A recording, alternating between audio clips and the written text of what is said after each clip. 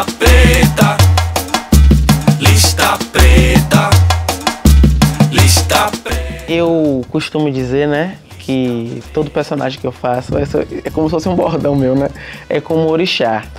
O orixá a gente não incorpora, a gente manifesta, porque já está dentro da gente.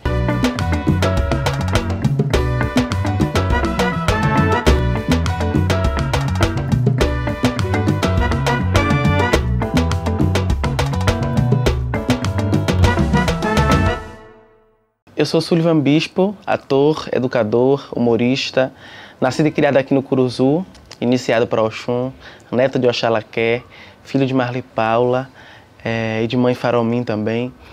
E eu sou esse cara assim, né? Esse menino preto que traz consigo, através da sua arte negra, não apenas conteúdo, mas a resistência, a ancestralidade, identidade.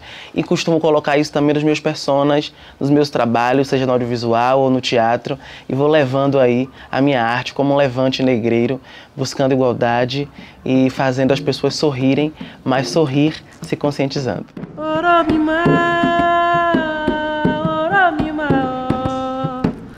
Oromima, yabadoa yeyeo. Oromima, oromima, oromima, yabadoa yeyeo. Ai, ai, oh. Olha só, pra mim, ter nascido no Curuzu foi muito especial, né? A gente sabe que tem itãs africanos, né? É da mitologia africana que traz que o local que você nasce é muito importante, é muito especial para a sua jornada. A gente já chega aqui, né, sendo arrancado de África, perde o nosso nome, depois com o passar do tempo, junto da religião de matriz africana, a gente entende a importância de ter esse nome, né, de volta, através de um legado ancestral muito potente, mas ter nascido no Curuzu, que é um celeiro artístico negro muito potente, para mim é muito especial. A Liberdade, a linha 8, né? Está aí composta de muitas entidades negras, né? Seja o Muzenza, seja o Ileaie, o primeiro bloco afro do Brasil, onde a gente está enraizado aqui hoje. Tem o Samba Brasil, tem blocos de samba, tem afoxés. Então, ter nascido nesse envolto artístico, para mim foi muito potente. E isso também sempre foi muito traduzido nas minhas brincadeiras, né? Por mais que não era também outra época que não tinha a gente não tinha tanto acesso a uma tecnologia tão diversa como a gente tem hoje em dia, tablet, smartphone. Então, colocar a garrafa PET na ladeira e fazer de escorrega era também voltar à África, brincar de sete pedrinhas, brincar de pique-esconde, se esconder nos becos, nas encruzilhadas, conhecer esses lugares e entendendo que em cada encruza normalmente tinha um terreiro de candomblé, é também receber essa energia ancestral. É você desde pequeno brincar, mas também conhecer a sua força identitária através do seu lugar de pertença. Então eu posso dizer que a favela para mim sempre foi um tantinho de África, não só pela epiderme das pessoas, né, que formam a população majoritária das periferias, mas porque dentro da periferia a África bate mais forte no tambor, na crença e na existência. Hoje eu não moro mais no Curuzu, tem cerca de 6, 7 anos que eu saí do Curuzu, né, mas minha avó tem axé plantado no Curuzu, então é um significado muito potente isso para mim, de saber que esse lugar sempre estará presente dentro de mim, tanto na memória quanto também na ancestralidade. E para mim é muito especial saber que se eu voltar hoje aqui no Curuzu, né, para fazer algum trabalho, ver algum parente, eu vou ter sempre amigos, tios, tias, que me ajudaram também a ser esse menino preto que eu sou hoje, né? Consciente e tão aguerrido. Eu sou porque eles são também. Eles não são artistas, mas foi a existência deles que também me possibilitou estar até aqui. Porque vizinho, para quem é preto, não é apenas um parceiro de rua ou apenas uma vizinhança. É também alguém que te leva à frente, né? A gente sabe que quando nossa mãe sai para trabalhar, o nosso pai, a gente deixa com o vizinho, né? Minha filha, passa o olho aqui, dê uma olhadinha aqui, minha velha. Olha aqui ligeirinho, rapidinho. Então é também aí um complemento dessa educação. Isso faz parte da educação racial e eu também fui inserido nessa educação. Estudei no SESI Retiro, depois estudei primeiro no SESI Caminho de Areia, minha infância, onde eu fiz natação, vôlei, depois fui para o SESI Retiro e depois fui para o SESI Piatã, né? Então me formei ali mais de 10 anos no SESI. E aí, no meu primeiro ano, se eu não me engano, entre o oitavo e primeiro ano, teve uma seleção. Ia ter uma seleção para um grupo na Cidade Baixa, que era residente do Colégio Costa e Silva. E aí tinha um professor que estava pedindo, né, convocando alguns alunos para poder ir para essa seleção. Eu sempre fui muito tímido, né? Só depois de um tempo aí que a gaiatice se aflorou. Então eu não fui convocado para essa seleção. Fiquei ouvindo atrás da porta.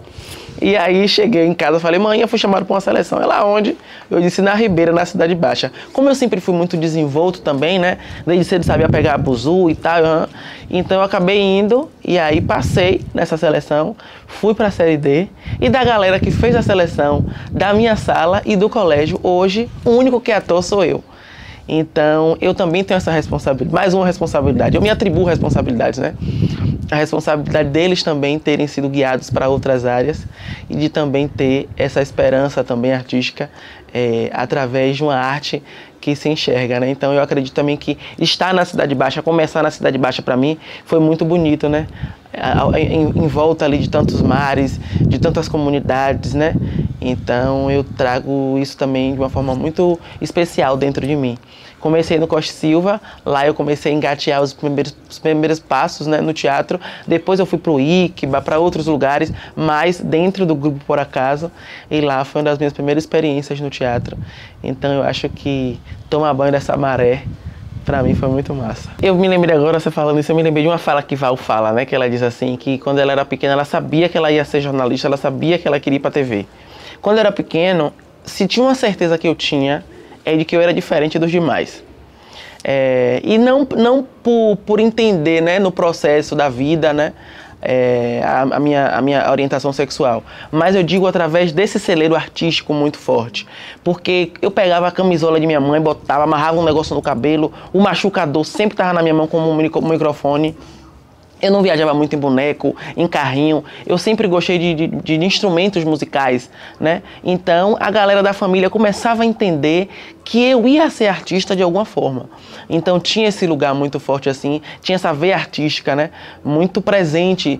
Do jeito que eu brincava, eu gostava de imitar as pessoas também quando eu era pequeno. E, ao mesmo tempo, eu tinha essa timidez, que também é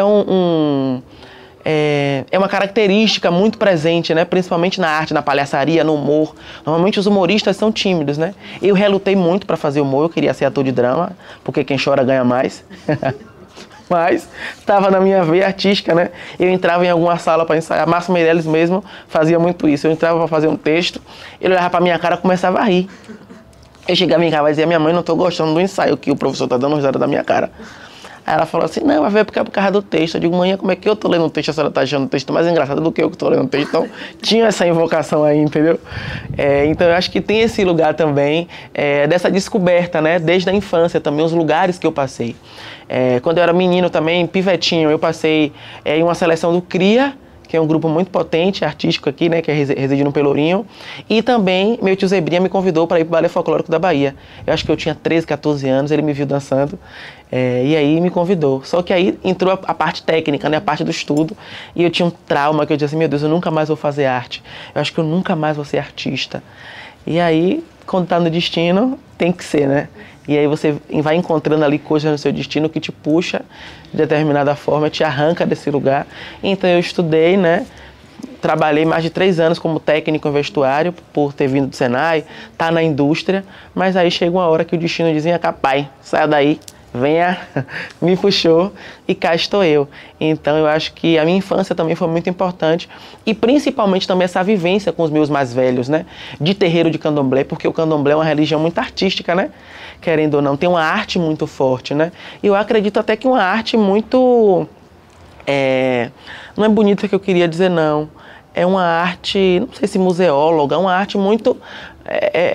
que traz essa antropologia muito forte também, né? Você consegue entender signos ali, seja na amarração dos orixás, nas vestes, nas danças. Então, como minha avó, quando eu nasci, já era mãe de santo, ver esse cenário na casa de minha avó, de herê, de caboclo, de orixá, tudo isso sempre me encantou muito, né? Os blocos afros também, que meus pais sempre me levavam para os blocos afros. Quando eu era pequeno, eu assisti 7 contos mesmo 5 vezes. Eu ia ver o bando de teatro Olodum. Minha mãe, meu pai me levavam para o teatro, né? Então eu sempre tive essa vontade de ser artista também, desde pequeno, porque eu vi atores pretos no palco. Eu vi o bando de teatro Olodum, eu vi Luiz Miranda, então eu ia pro Pelourinho, eu via grupos artísticos nas ruas do Pelô. Então ter essa infância viva nessas comunidades artísticas para mim sempre fez com que eu quisesse ser um artista preto, sabe? Então, para além do desejo, do querer, tinha também essa representatividade. Eu costumo dizer, né, que todo personagem que eu faço é como se fosse um bordão meu, né? É como um orixá. O orixá a gente não incorpora, a gente manifesta, porque já está dentro da gente. Eu sou de Oxum, então Oxum está em mim. No jeito de falar, no jeito de gesticular, no jeito de olhar, no jeito de paquerar, no jeito de se arrumar. Então eu tenho também uma parte de Oxum. E todo personagem que eu fizer também terá um tantinho dela, porque a minha religião é ancestral. Então a ancestralidade, ela vive em mim, ela renasce em mim também. Então todos os signos que eu manifestar, ali também terá ela. Todo personagem que eu faço, além de dar um signo e um orixá, eu também dou uma marca muito forte de olhares que eu vejo na rua, né? Então, cada persona para mim marca muito, me emociona muito. Por exemplo, quando eu fazia Minhocão no bando do Teatro Olodum, era um pastor evangélico, que ele era presidiário, né? Esse espetáculo ele fala de uma greve que teve da polícia aqui, e então tem vários personagens que estão na delegacia presos, né? E eles dialogam dentro da comunidade e da prisão. E Minhocão, ele era um ex-marginal, né? Que era presidiário. Então, assim, ele era um cara extremamente violento. Porém, ele estava caminhando para ser um pastor. Ele era um obreiro. Eu tinha que encontrar aí o humor, mas sem deixar de ter essa veemência tão forte, né? Que a gente vê hoje em dia das pessoas que se convertem às religiões neopentecostais. E ele me marcou muito, porque eu não podia falar mal de Minhocão. Porque por mais que as igrejas neopentecostais ataquem através do racismo religioso as religiões de matriz africana, Minhocão também sou eu. Esse menino preto que está dentro da igreja pregando e recebendo o Espírito Santo, sou eu também. E ele é uma troca, né? Eu sou ele e ele sou eu. É um paralelo até meio que traz uma dicotomia, mas que também está presente no teatro, essas duas faces, né? A tristeza e a alegria. Então, Minhocão me marcou muito, Tercites me marcou muito. Foi a minha formação no curso livre de teatro da UFBA. Vários personagens me marcaram, né? Mas de todos os outros personagens que eu fiz, e eu sempre fiz personagens muito mais masculinos, até chegar a Coanza no teatro, porque Coanza chega primeiro no teatro, no musical chamado Rebola, e Mainha chega na internet alguns meses depois. E aí eu começo mais, né, a me enveredar por Mainha, e só volto a fazer Coanza ali já nas mediações da pandemia. Os personagens femininos me marcam muito, eu acredito, por me emocionar muito nesse lugar de referência das minhas mães. Então essa observação que eu tive para fazer Minhocão, Tercites, o Menino de Caiala, que são 3 personagens diferentes que eu vivo, me emocionam muito, mas as mulheres, né, esse feminino, esse poder feminino de vivência, como a minha família é majoritariamente feminina, eu sempre tive uma vivência muito maior. Então entra aí a observação do humorista, né? Então tá muito na veia. Então eu posso dizer que Mainha é sem dúvidas o espelho de minha avó. Minha avó era, né, esse manancial, assim, de mulher que chega aqui, vai pra onde uma hora dessa? Olha o horário de chegar. A fala dividida, o jeito de falar, sabe? A perninha que balança, o olhar que vai, que diz assim, é o quê que tá me olhando assim? Nunca vi a orelha passar a cabeça. Então tem muito disso, sabe? O jeito dela estava muito presente em mim. Eu me lembro que teve uma vez que minha avó me deu uma surra de espada de Oxóssi, né? Que é uma folha que aqui a gente chama de espada. Acho que em outros lugares do Brasil também a gente chama de espada de Oxóssi. E aí teve um tio meu que separou. Aí depois, quando ela falou assim, aí eu fico com uma raiva. Ah, mas depois me dá uma pena. Então, eu sou neto caçula, né? Então tinha muito essa ligação. Eu morei também 2 anos com minha avó. Então, o jeito, né? As frases. Minha avó tinha frases icônicas, assim. Desde que eu conheço Miranda é pra lá que se anda. Tá pensando que bênção de jegue é arroz doce. Então essas frases também constituíram muito esse personagem. Então, para além de várias outras histórias e de formações, Mainha sempre foi e sempre será um personagem inspirado em minha avó. Mainha foi um personagem que eu não estudei para fazer, como Koanza e todos os outros. Mainha eu coloquei uma roupa de minha avó, um lenço de minha mãe, um sapato de Koanza, foi o meu primeiro personagem feminino, e fui fazer. Então, aí quando o texto veio, eu já tinha um personagem pronto. Porque eu sabia que eu estava ali dando vida à voz e ao jeito de minha avó falar, de minha avó fazer. Então, toda a minha família de santo, minha família de sangue também, todo mundo diz assim, mãe é minha avó, mãe é Yayá, mãe é mamãe, mãe é Oxalaqué, que é a digina dela. Então, mãe é minha avó. Então, Mainha sempre será o meu personagem mais marcante, porque, sem dúvidas, a mulher que mais me marcou em vida e ancestralidade é minha avó. Nesses anos todos que eu faço personagens femininos, eu só tive uma pessoa que meio que questionou um pouco esse lugar. Que ela fez assim, eu não sei, você fazendo personagem feminino, hoje em dia a gente tem tantas desconstruções e tal. E eu disse assim a ela, eu vou estudar um pouco mais e receber isso que você me trouxe com uma crítica construtiva, porque eu acho importante você receber a crítica. Mas é o que eu sempre digo, Mainha, eu não estou fazendo ou interpretando uma mulher. E também não estou querendo que pareça que é um homem fazendo um papel feminino. Eu estou mostrando às câmeras, ou até no palco, como eu vejo as minhas mães. Tanto que eu não uso enchimento de peito, não uso enchimento de bunda. A maquiagem de Mainha, antigamente, que eram aqueles 2 borrões no olho, era porque eu não sabia me maquiar. Mas eu sempre fui ator malandro, né? Eu dizia assim, é por conta também de todo o preconceito que a gente vê, que não tem maquiagem para pele preta, que hoje em dia que a frente tá chegando com tudo. Mas antigamente a gente não tinha, né? Tanta maquiagem assim pra gente, né? A gente não se via tanto nas lojas de maquiagem. Então era também uma crítica. E também porque eu não sabia me maquiar. Com o passar do tempo, eu sempre fui colocando também em Mainha essa maquiagem que se assemelhasse também do Belo, né? Então não é uma crítica. Você vê aí que não é um processo de crítica, sabe? E isso tudo também foi inspirado muito no trabalho que eu aprendi com as drag queens. Porque Koanza nasce primeiro como uma drag e depois que vira personagem, através do processo de estudo do espetáculo Rebola, que eram 10 drags. Então eu devo isso também a muitas drags, né? A Valerie O'Hara, a Lulu, sabe? Então muitas delas que ajudaram também, me fizeram entender o importante da beleza do feminino na construção de um persona. Então eu sempre digo que Mainha é como eu vejo as minhas mães. E eu não posso ridicularizar as minhas mães. Porque se eu ridicularizo as minhas mães, eu estou me ridicularizando e eu estou falando mal de quem me criou, de quem me trouxe até aqui e me faz estar aqui. Porque sem o feminino, eu não sou nada. Porque o Oxum que me pariu e é quem segura a minha onda todo dia. Olha, quando a gente é preto, né, o racismo sempre atravessa a gente de um jeito muito cruel. Eu lembro que teve uma vez que Kayala, por exemplo. Kayala é meu solo que eu faço há 7 anos, né? E aí eu subi esse curuzu aí com uma bacia na cabeça, com os tecidos dessa cena que eu fazia no Ato de 4, que era um projeto que tinha na Escola de Teatro da UFBA. E a minha cena foi uma das cenas mais comentadas do Ato de 4 e teve uma premiação no final.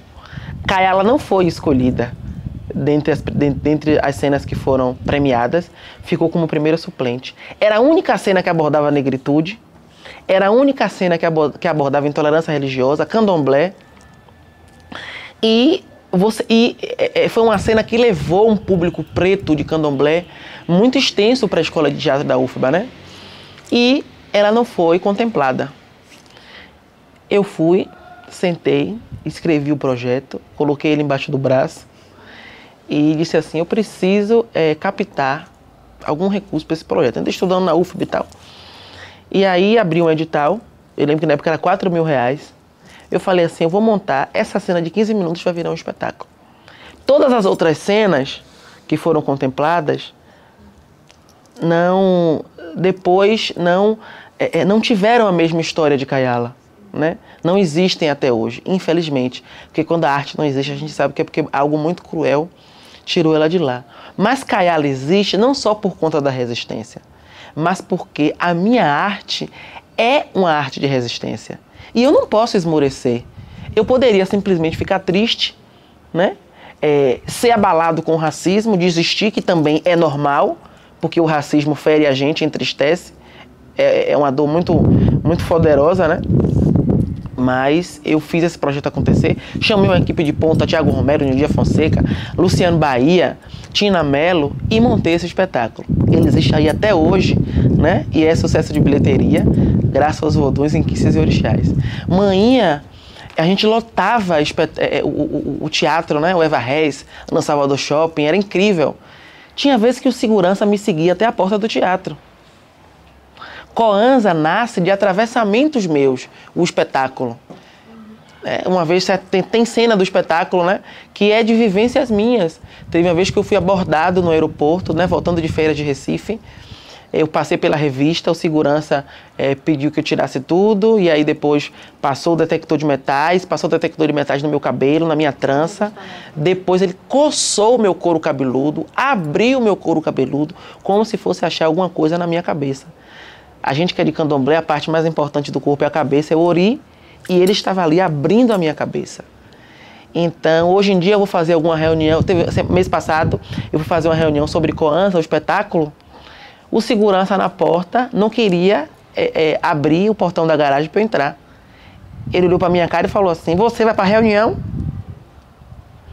Mas é importante que isso aconteça, por mais doloroso que seja, para mostrar que a arte que eu faço não é uma arte de mentira.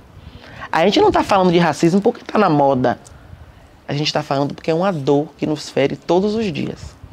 Então você fazer um espetáculo de humor, subir no palco, fazer um espetáculo de humor, sabendo que quando você chegar no teatro, provavelmente o segurança vai lhe perguntar o que é que você está fazendo ali, porque já aconteceu comigo. Eu sou barrado na porta do meu espetáculo.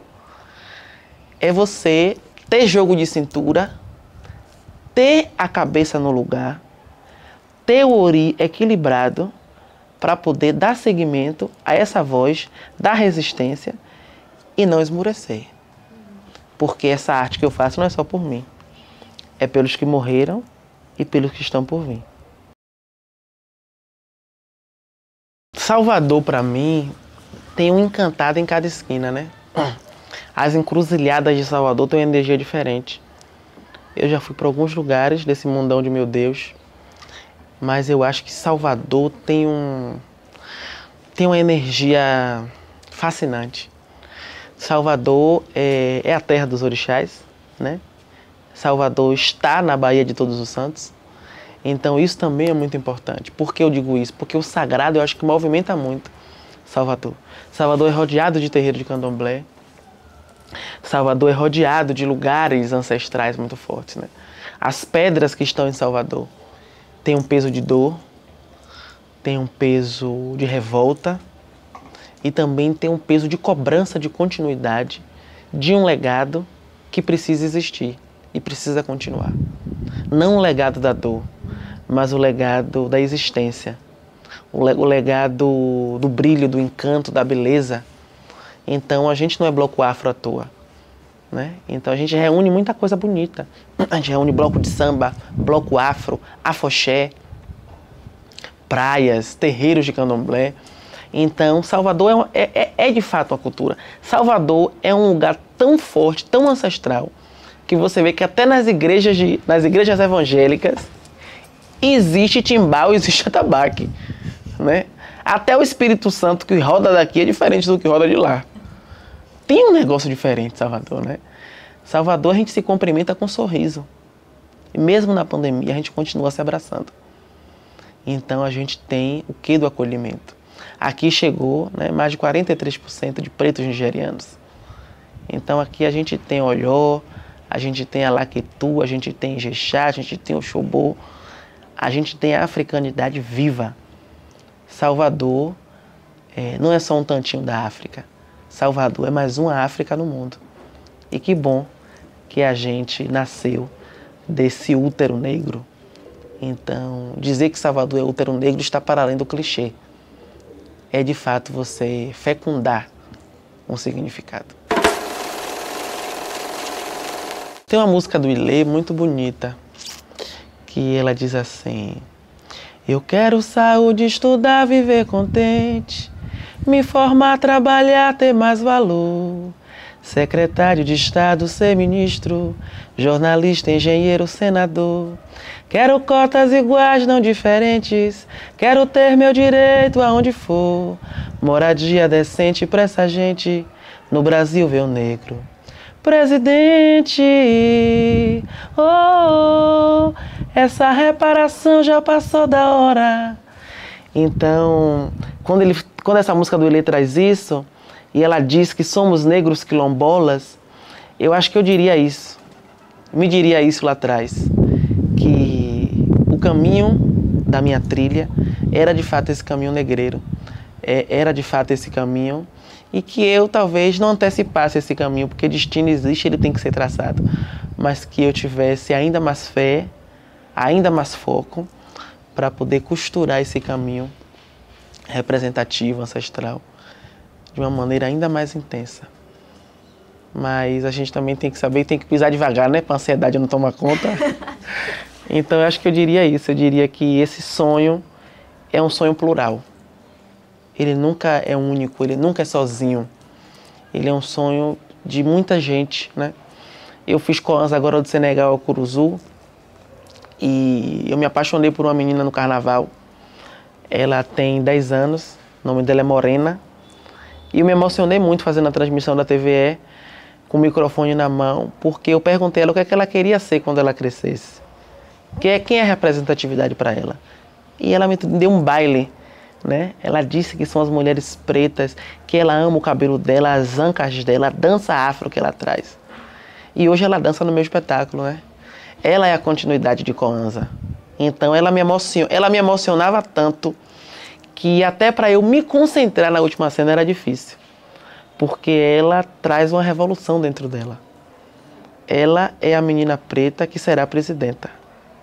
Então, essa continuidade de criança, de herê, sempre vai me emocionar, né?